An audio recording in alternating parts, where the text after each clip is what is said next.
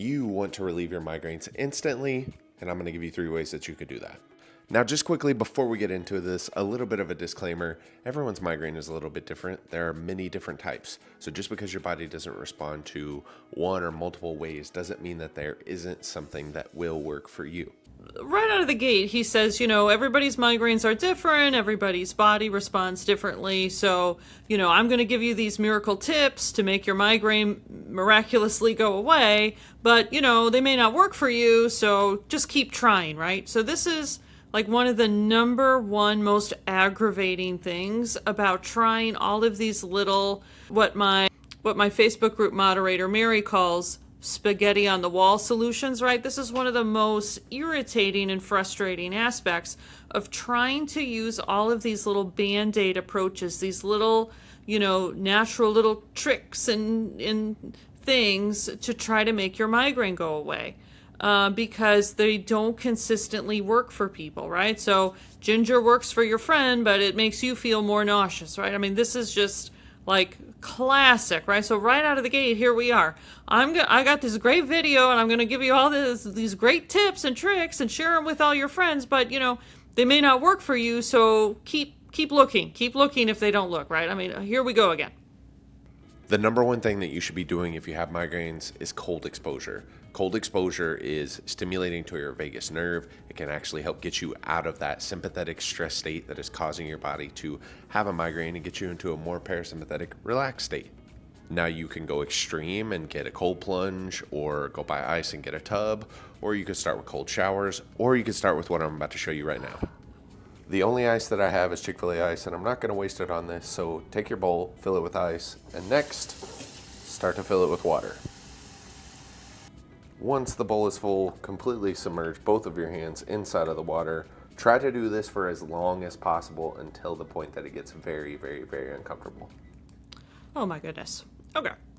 So I've done a podcast on how common Raynaud's syndrome is amongst migraine sufferers. So we have a whole dedicated podcast on this. I personally am not prone to Raynaud's syndrome. So it was not a symptom that I had personally experienced with my migraines. And until I started working exclusively with women with migraines in 2017, I don't think I had ever seen a case of Raynaud's syndrome in practice. Oh boy, once I started working exclusively with women with chronic migraines, here come the Raynaud's symptoms, okay? So Raynaud's syndrome is very, very common amongst migraine sufferers. So I'm not saying 100% of migraine sufferers have Raynaud's syndrome, but a high percentage of my clients actually have diagnosable Raynaud's syndrome, let alone the number of migraine sufferers that have chronically cold hands and feet. Okay, it's a very common symptom amongst migraine sufferers. But if you have, if you're prone to Raynaud's, and then you're putting your hand in a bowl of ice water, I mean, this is a great way to induce a Raynaud's flare in your hand. You already have a migraine when you're doing this, right? So now you, in addition to the migraine, you want to have a horrible, painful Raynaud's flare in your hand? I'm flabbergasted by this. Absolutely flabbergasted. Once you've pulled your hands out, now your face is going to go in that bowl. Now that you've done that, how you feeling? Oh my goodness. Okay. So once I've triggered a Raynaud's, okay, so I've got a pounding migraine. Okay, my head's going to explode.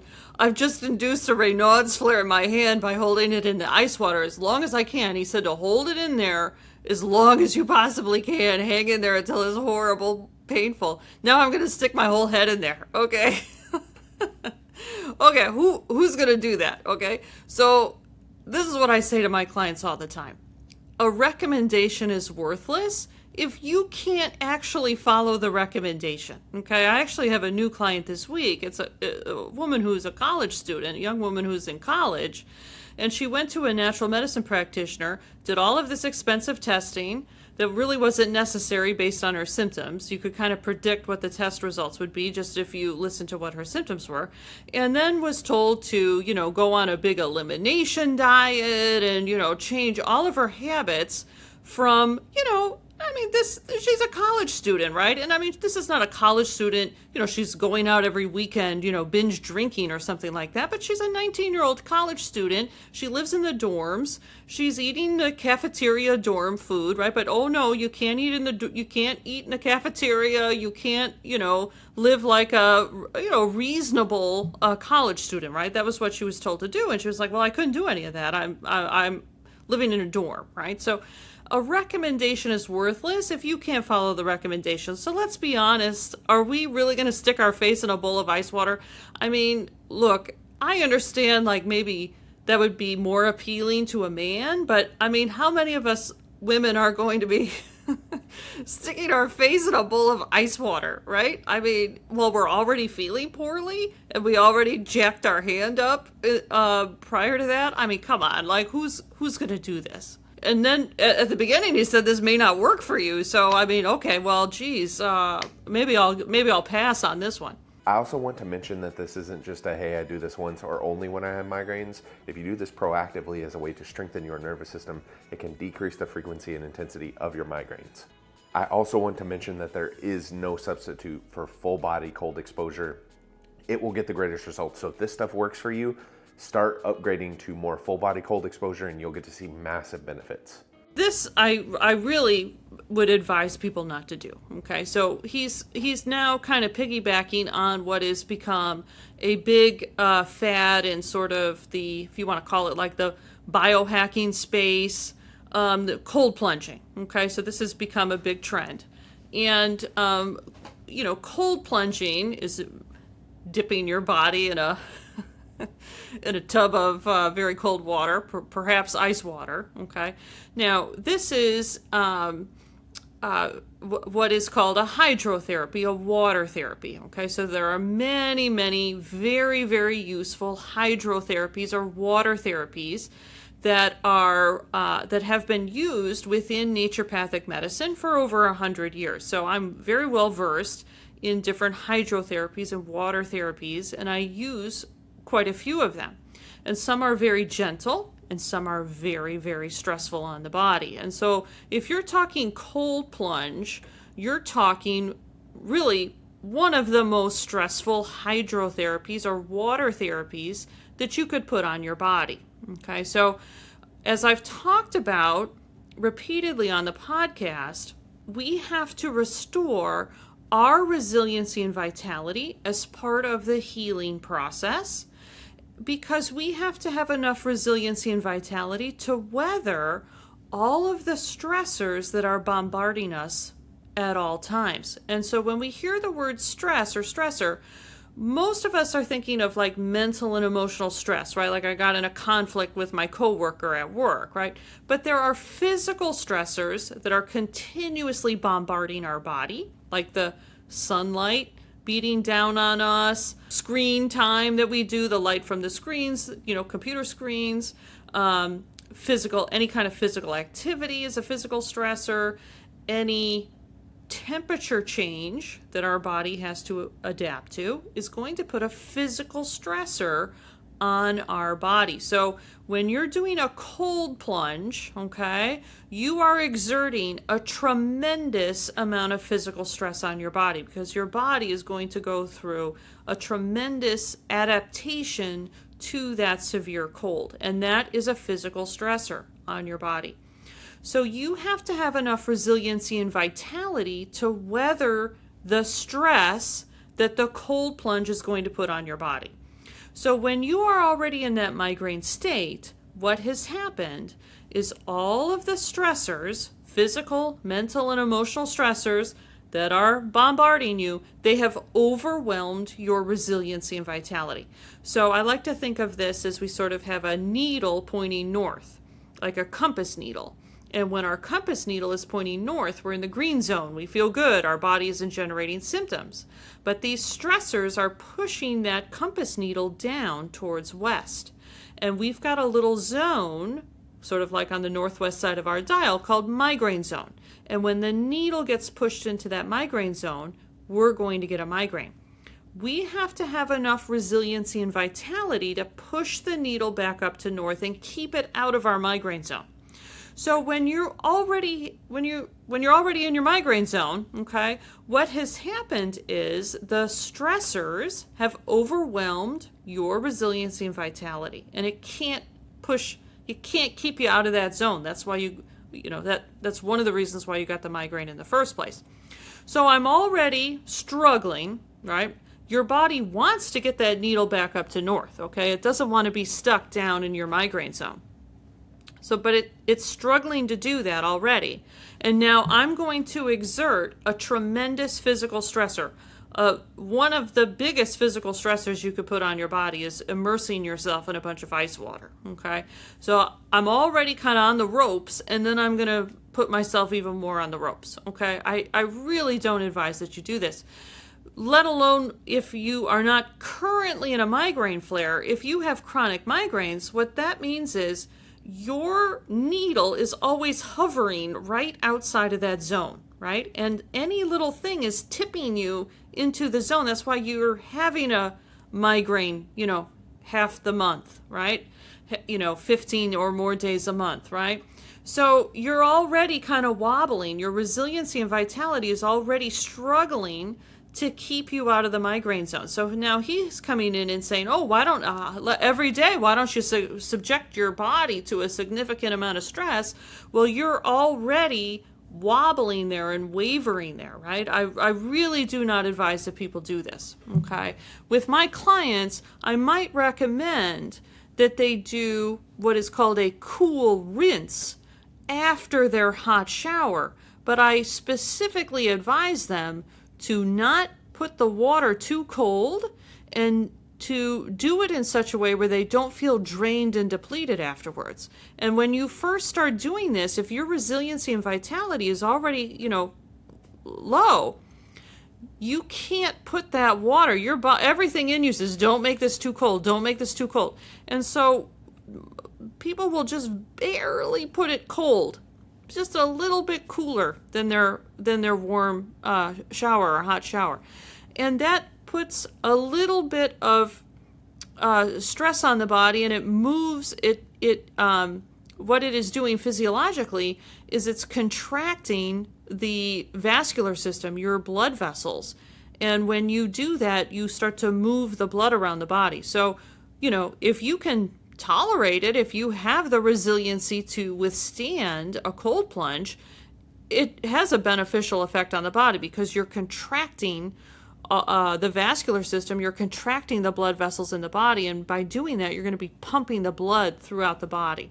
So you can do things like this after a shower, but you have to do it very gently. You will have a beneficial effect of moving the blood around the body, moving the blood through the internal organs in the torso, which is going to bring more nutrients to those organs. It's going to flush out waste material from those organs. And whenever we move the blood in the body, we're also moving the vitality in the body. So it's not that this is beneficial or there's nothing to this. There is something to it that's beneficial, but we have to have the right recommendation for where you stand as an individual, right? We don't want to have a recommendation that's going to completely overwhelm your vitality, deplete you even further, and then, continue to set you up to feeling poorly. So with my clients, if I'm going to use a hydrotherapy technique, like a gentle, cool rinse after a shower, I wait until I see the signs from their body that they have enough resiliency and vitality to even weather the tiny difference in temperature that a little addition of cool water at the end of a hot shower would induce. You literally have to have enough resiliency and vitality to tolerate just a little shift in the temperature at the end of a hot shower, let alone a cold plunge. So I strongly advise, the other two things were like, well, if you want to put your face in ice water, feel free. This, I really actually strongly advise that chronic migraine sufferers do not do cold plunges and do not do extreme temperature variations or extreme hydrotherapy techniques, because you can definitely feel worse. He's not wrong if you can tolerate it, right? So this is sort of this, like, this is a recommendation that's very prominent in like the biohacking community, okay? And that community are people are full of people that feel well and they want to feel even better, right? So it's one thing if you are feeling good, your body really doesn't generate symptoms. Every day is pretty consistent. You wake up in the morning and you're like, yeah, I know how I'm going to feel today. I'm going to feel pretty good. I'm going to get things done. I got plans and I'm going to do them. That's fantastic. You want to take it to the next level? Go for it, right? I love doing that type of thing personally too. I'm always experimenting with stuff, but I feel good, right? When I wake up, I know pretty much what my day is going to be. I know that I'm going to make it through the day. Okay.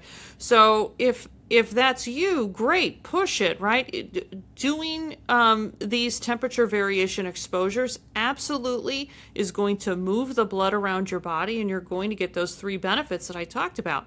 But if you're struggling with symptoms and that means, amongst other things, that your vitality and resiliency towards additional stressors is very low. And so this is a stressor that you're having a hard time tolerating the stress of the sun and you're going to go in ice water? I mean, like, you can't control the sun, but you can control whether you put yourself in an ice bath, right? So he's coming from the perspective, maybe he used to have migraines like I used to have migraines. I totally get it. This is why I do what I do too, right? You want to help people. But you can't recommend to people what you're doing as, somebody who isn't in that chronic migraine state anymore, and now you want to take yourself to the next level. Those recommendations are not appropriate to somebody that's struggling with chronic migraines still. So he kind of got me a little riled up on this one. I really don't recommend that chronic migraine sufferers do this. You're highly likely to feel worse. Focusing on our breathing. We take for granted the fact that your breath and the amount of oxygen inside of your body is super crucial, and most of us breathe really, really shitty and don't actually use the majority of our lung capacity. So please be careful with this. Do not pass out and listen to your body, but what I want you to do is 3 times. You are going to do 30 breaths.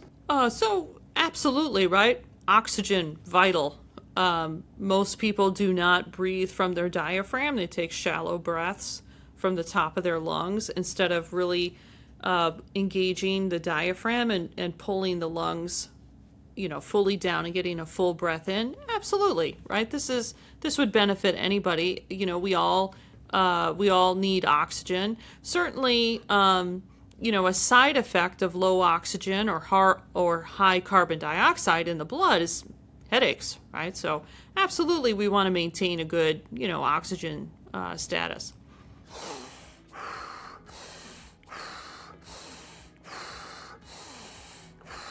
And every time you do those breaths, we want to try to fill our lungs more and more, like a balloon that you're really trying to expand.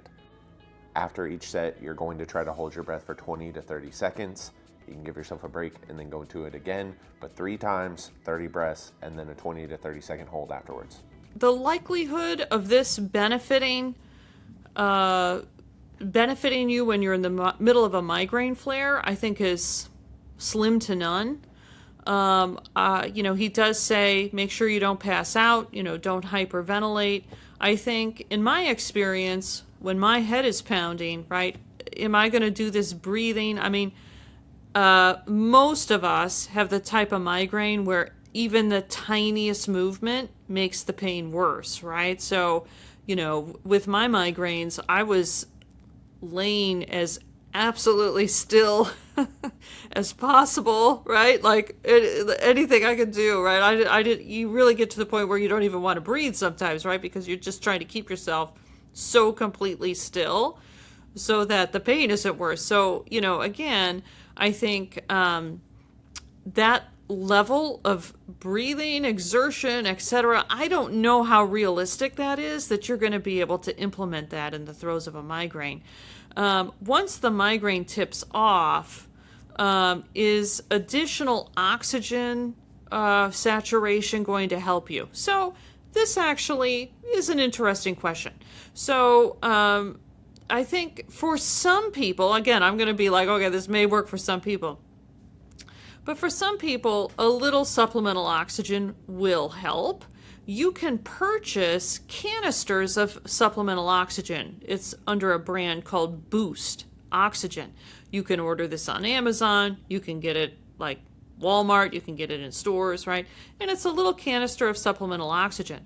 I think if you were in the throes of a migraine, doing a little supplemental oxygen from like a Boost container is going to be a lot more realistic without doing all of these movements and making the head pain worse. Just taking some, inhalations from the canister itself. You're not going to have to move that much. And for some people, yes, that can be, it can give some relief, depending on the type of migraine. I think there are some symptoms that would indicate that people might respond a little bit better to oxygen than others. I'll talk about that in another podcast. But if you do want to try getting a little bit higher oxygen saturation in your blood, I would highly recommend trying the Boost canister, which you can order and doesn't require this amount of movement, etc.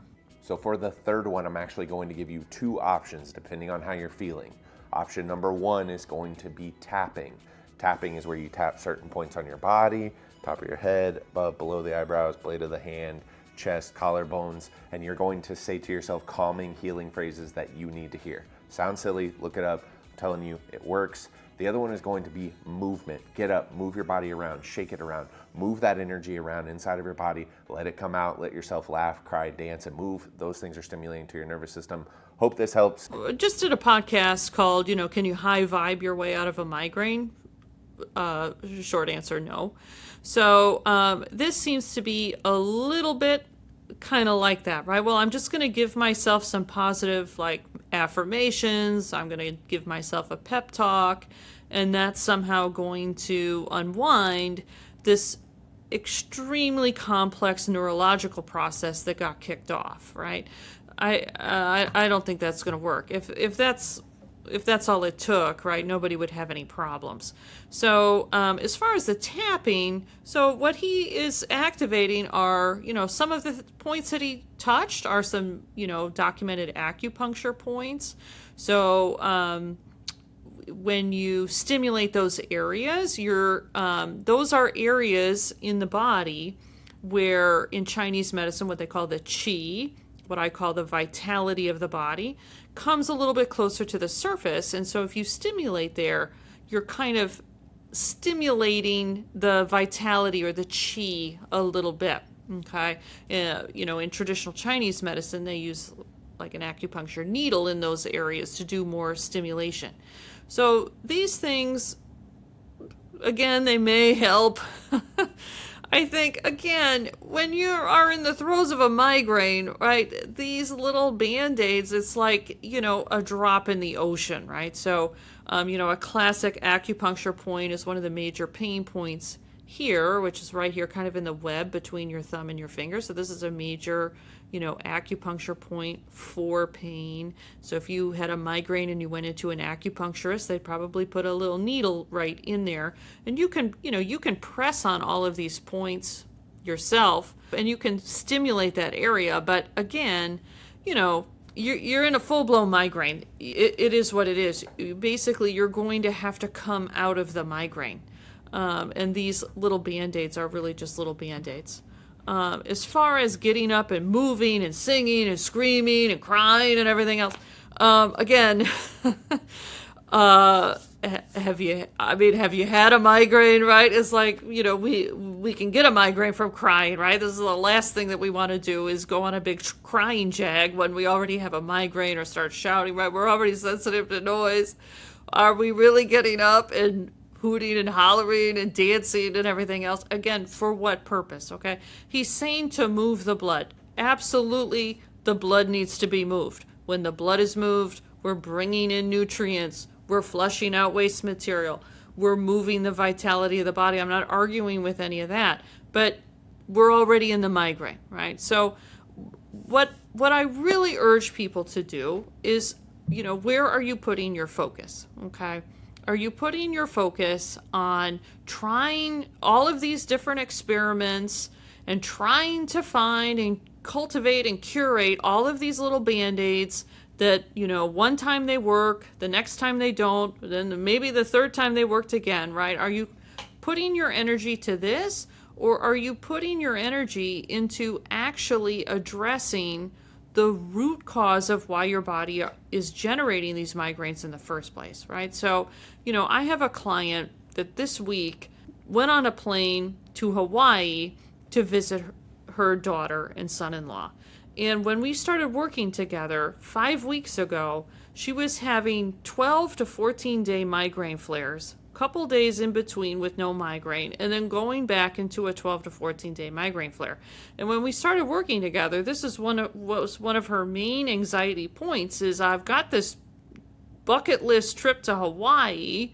Not only is it to Hawaii, but it's to see my daughter and her husband, and we've been looking forward to this, and we're going to be there for 6 days, and if I have 12 to 14 day long migraine flares, I could be in a migraine flare the entire time, right?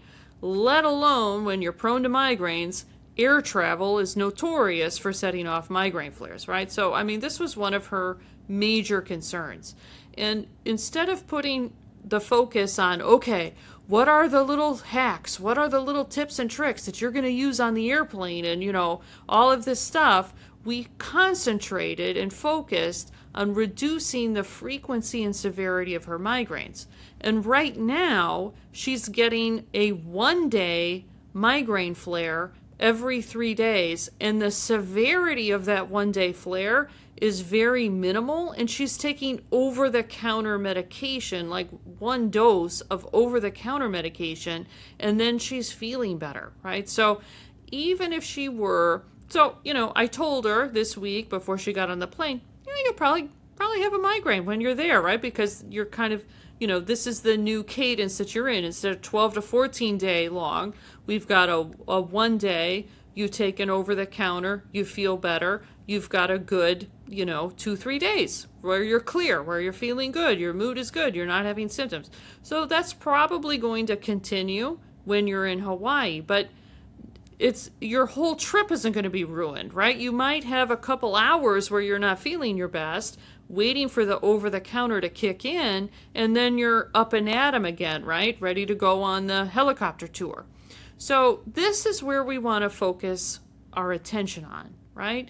Not wasting 6 months with doing all of these experiments and putting our hand in ice water and all this other kind of stuff, pep talking ourselves. We want to put our focus into actually addressing what's going on and getting actual relief, right? Are you going to stick your fist in a bowl of ice water on a plane to Hawaii? No.